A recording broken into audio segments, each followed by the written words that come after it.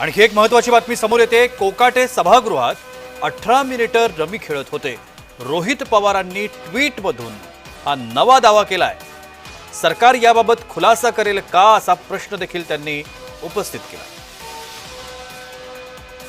जो व्हिडिओ माणिकराव कोकाटे यांचा समाज माध्यमात व्हायरल झाला होता, हा व्हिडिओ रमी खेळतानाचा होता आणि यात ते जवळजवळ 18 मिनिटं रमी खेळत होते असं रोहित पवार म्हणतात।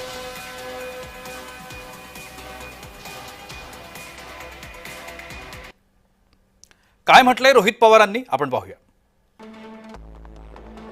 रोहित पवारांनी एक ट्विट केलं। सभागृहामध्ये 18 ते 22 मिनिटं पत्ते खेळणाऱ्या कृषी मंत्र्यांवर